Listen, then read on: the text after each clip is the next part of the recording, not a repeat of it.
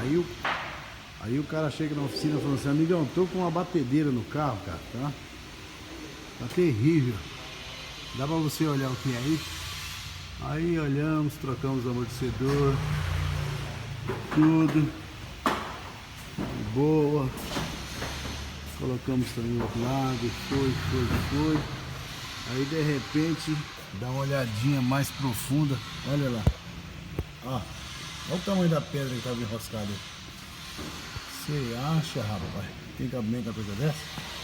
Aí a bicha fica batendo, ó. Bicho, o nunca foi lá.